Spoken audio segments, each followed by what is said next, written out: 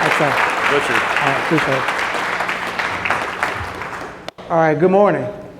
I'm probably going to walk around a little bit, which that's probably going to mess Daniel up, but I apologize in advance. Thank y'all for letting me be here. I understand I'm the only thing standing between you and lunch, so I'll try to keep my comments brief, probably no more than 15 minutes. I do want to leave a little time for a Q&A, so if you have any questions, feel free to interrupt me. Just throw your hand up. If not, I'll entertain those at the end. I really appreciate, Mr. Ravel, what you just mentioned about like the mission, vision, because that's so important. That's one of the things that I teach at UAB. I teach strategic management and entrepreneurship. And so one of the things that we harp on is that when you're trying to drive organizational performance, it's really, really important that everybody within the organization understands the mission and the vision, and they live out the core values. So, this current administration has made putting people first the driving theme for everything that you do. And really, that's more than just a feel-good thing. It just makes good business sense. The research that we do in academia shows that organizations that are prided on a culture of service and servant leadership outperform other organizations that don't have that as part of their core values. Also, people who are servant leaders tend to be happier in their jobs than people who are not have a bent towards servant leadership. So servant leadership has a lot of benefits. When I was putting down my notes for this talk, I put down the title, Putting People First, the Importance of People First Leadership. And so that's what I want to talk to you about today. Like, what does people first leadership mean? A lot of it comes from the research that we do on servant leadership. And it's really about putting people first. And this is a lot that I learned just growing up. I grew up in Ensley and Wylam. I was born on 19th Street in Ensley at Holy Family School, Holy Family Hospital, and then my father and the rest of my family were in Wylam. So that's why I know a lot of people in here, like Maureen Allen. Those of you know Maureen Allen, she's my cousin. Philanders Plump, me and him kind of grew up together and stuff like that. Me and his younger brother are the same age. So I grew up in this town my whole life. I currently live in the Bush Hills neighborhood. And so I grew up seeing people just serving their community. And that's just part of my core values, and that's what I try to do, is give back to my community. I've been involved in real estate. I used to buy and rehab properties and things like that. And so I have a real good appreciation, I think, for a lot of things that you guys do. I've had houses that have caught on fire and burned down. And so I've had like code violations because of that. I've had cars that have been inoperable and stuff like that. And so sometimes you get frustrated when you get that little tag on your car or something like that. But I think one of the things that we have to understand is that you have a job to do. And so I think oftentimes as citizens, we need to make sure that we're empathizing with you in the jobs that you do. One of the things I want to say is, in order for you to thrive in a people-first environment, it's important that you, first of all, have to love people. And I'm going to say that again because sometimes you might miss that. If you are going to thrive in a people-first environment where the leadership is telling you this is the culture that we're creating, you actually have to love people. And if you don't love people, you're going to hate working in a people-first environment. So that's one of the things I want to talk about today is how do we make sure that we are developing our own selves to be people first type of folks.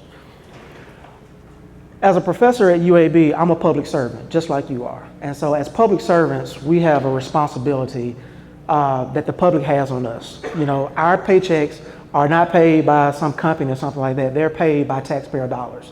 And all the resources that we have are funded by the taxpayers. And so because of that, that comes with a lot of responsibilities and also comes with a lot of opportunities. So what are some of the responsibilities of a public servant, and what can we do to thrive in a people-first environment and be people-first leaders? Well, the first thing I think is we have to be grateful. You have to have gratitude. Like Fred mentioned when he was introducing me, I worked for 10 years at Bell South and AT&T. I started there in 1999. That reminds me, I have to give people context. I know I kind of look a little young, but I'll be 44 this year. So sometimes when I tell people my background, they be like, how old is that dude? So I started working at Bell South in 1999 as a customer service rep. And it was one of the best jobs I ever had. And I still really did love that job. But the industry went through a lot of changes. There were a lot of mergers, there were a lot of acquisitions. Most of the people that I started working with back in 1999, by the time I left in 2009, those people were no longer with the company. Some of those people might still work here. I mean, they probably took a job somewhere else. We went through a lot of layoffs. We had a lot of people that were forced to move to another city because their job was eliminated here. I worked in this building right over here, this Bell South building on 6th Avenue and 19th Street. We had like 2,000 employees in that building. Most of those 2,000 employees are no longer employed with the company. So for me, I understand the importance of being grateful because I know there are a lot of people that struggle after they were laid off from that. Now, in public service, I don't think we have those challenges, but I think it's important to be grateful for the opportunities that we have right now. I know sometimes you come into work, it can be a little frustrating, or sometimes you're engaging with citizens, and sometimes citizens don't appreciate the things that you do, but at the same time, we still have to be grateful for the opportunities that we have as public service employees. The second thing is being humble. I learned a lot about humility about a year and a half ago. So I told you guys I'm 43. I still play basketball. And about a year and a half ago, I tore my Achilles playing basketball. That was a very humbling experience because that was the first time in my life that I actually had to depend on somebody else to do things for me. I'm married, I have two young daughters, and my daughters were extremely helpful to me in my recovery. But after I tore my Achilles, I had to have surgery. I had to be in the bed on bed rest for about 6 weeks. And it was my right foot, so I couldn't drive. So I had to depend on everybody to take me places, to take me to my doctor's appointments and things like that. That was a very humbling experience to have to actually depend on somebody else and to be vulnerable to other people. So the other thing I realized that I sit on a lot of committees and stuff like that, and I used to have the thought that things could not work without me. I need to be there. And I felt real guilty when I was laid up with my foot elevated 23 hours a day when I was recovering. But you know what I realized? Life went on without me. I realized I was not that important. And sometimes I kind of felt some kind of way because I would call people like, hey, I need to give you some updates on this. Like, you don't have to give us updates, we good. And I'm like, y'all sure y'all good? So the thing that it taught me is that number one, that allowed other people to be empowered to do things that I may have been doing, but maybe I wasn't the best person to do those things. So that empowered other people. And so for me, when I came back, I realized, you know what? I've been out for like a couple months. Maybe I don't even need to go back to these meetings. Maybe I can still just kind of fall back into you know, the background and let other people have an opportunity to shine and do the things that they need to do. So that's humility. So think about that in your jobs. Ask yourself, am I really that important? Can somebody else do this? Can I reach out to somebody else and give somebody else an opportunity to work on a particular project or something like that? The third thing is empathy. Empathy is about putting yourself in other people's shoes to understand where they're coming from. I've been that person on the other side of the desk saying, I need this permit because I'm trying to flip this house and y'all, you know, BSing on this electrical permit. I've been that person on the other side of the desk. Okay, but then I've also served on like the zoning board of adjustment. I've served on the industrial development board, and so being on that side, you understand like, okay, I understand what's going on in these situations and why sometimes people can be frustrated. Or when that contractor calls you and says, hey, I really need to get this permit done. Sometimes that contractor needs to get that permit done so they can get this job done because they got to pay their employees on Friday. And if these guys don't get their checks on Friday, they may lose their house. So sometimes you have to put yourself in other people's shoes to understand why are they so frustrated? Why are they pushing so hard to get this done? Or when the mayor or somebody from IEO department or community development calls and they want that report, and you're thinking like, look, your lack of planning is not my emergency. But why are they calling asking for that report?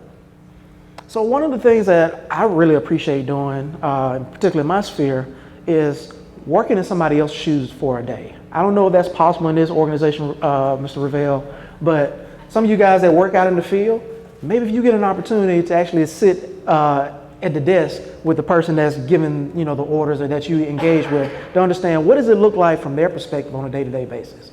And those of you who work at City Hall, maybe you need to get out on the truck with Mr. Plump a couple days and go look at some of these houses so you can understand what he and his team go through. That's a way to really develop empathy. You're like, oh, I see now why you need this or why the paperwork comes in like this or what have you. Or even just other people outside of P&P. Maybe you need to go and sit with some of the city councilors and understand why they push the way they do, or sit with people in Nigel Roberts' office or Eric Fancher with the land bank or whatever, and understand what they go through on a day-to-day basis. And so having that cultural exchange, I think, goes a long way in helping us empathize with other people and help us to put people first. The fourth thing is generosity. So one of the things that I do, I'm a student of philanthropy. And one of the things about the philanthropy is what we call the 4 T's. It's any time that you give your time, your talent, your treasure, or you share your testimony with somebody else, you're engaging in philanthropy.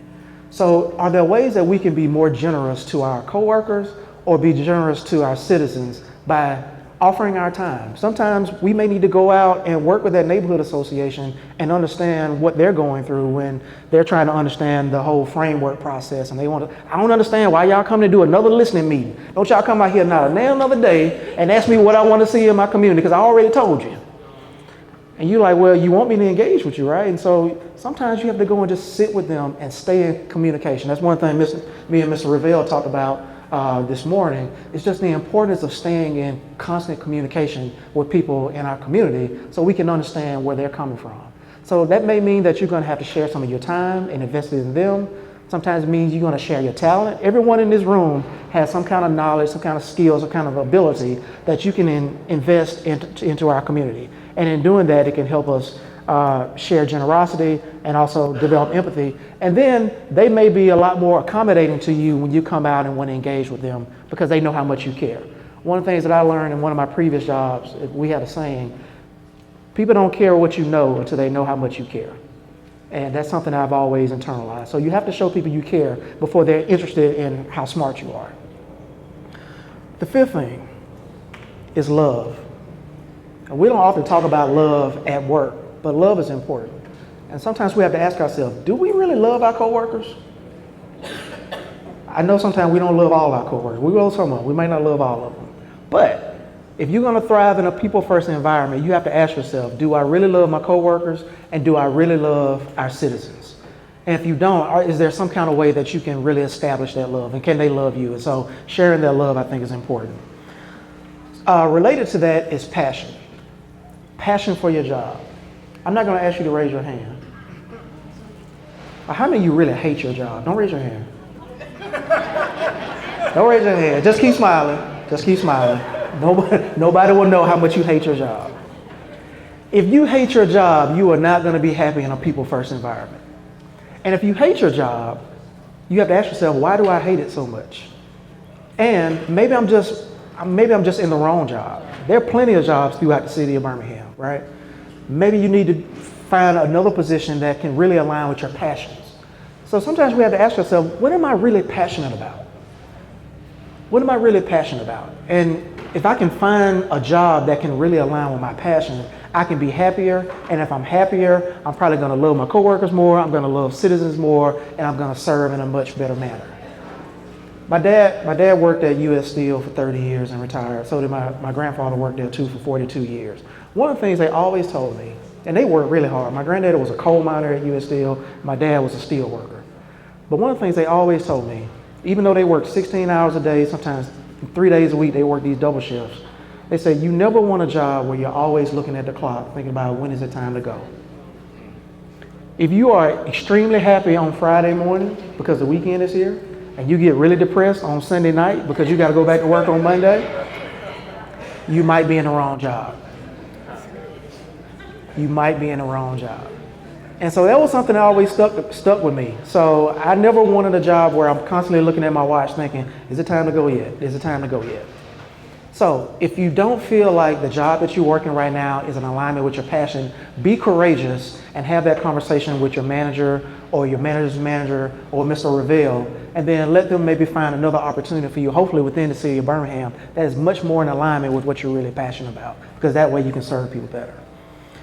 And then the last thing related to that is understanding your purpose. Like, what is your purpose personally, and what is the purpose of us as public servants? So again, as public servants, we are here to serve the public. That's what we do. That's what I do at UAB. I serve the public. The public is my students, is doing things like this in the community, as well as the things that we do on the health side of campus, where, you know, UAB is this huge academic medical center. So we have physicians and nurses and stuff like that. They are serving the public. Anybody ever been in a hospital? You want those people to have a servant heart when they're serving you, right? Like my physician, when he was getting ready to put me on anesthesia so they can do that surgery on my Achilles, I really wanted somebody to be warm and fuzzy with me, because That was my first real injury in my life. I grew up my whole life playing baseball and basketball and stuff like that. And so I got to 42 years old, and that was my first real injury. And I really appreciated having people that were very warm and very accommodating to me when I was in that very vulnerable situation. And so you think about it, some of the people that you're engaged with, whether they're your internal customers here within the city of Birmingham or with the county, or they're people out in the community, those people really need you to be warm to them. And so we all know when you had a good customer service experience, right? Think about the last time you were at a restaurant and you had awesome customer service. Think about the last time you were at a restaurant and you had very awful customer service. And think about that in our jobs. And so how can we emulate those really good customer service experiences so people feel good when they engage with us? And if we do that, y'all, the city of Birmingham can be right at the top with all these other cities. And we're in a really good place right now, I think. You know, as somebody that's been here my whole life, and probably most of you in this room have been here your whole life, we know what the city was like 30 years ago. We know the trials and tribulations that we had, but Birmingham is really on a really good upswing. And so if nobody tells you, I want to tell you, thank you. Thank you for what you do, the things that you do every day, getting up to work, even if you hate your job on Sunday night. I appreciate what you do on Monday morning because it is really making a difference. And you know, I look at a lot of these journals and articles that come out all over the country. Their eyes are on Birmingham, and they know something special is happening in Birmingham. And we can't keep that upward momentum without you guys. So with that, I thank you and I appreciate you, and I want to open it up for any kind of questions that you may have. I don't know how we're doing on time, Mr. Ravel, but maybe we have time for a couple questions. Do y'all love each other? Y'all gonna have fun today? Good. Any questions or comments? All right, well, thank y'all. Y'all enjoy your fun day, and I appreciate it.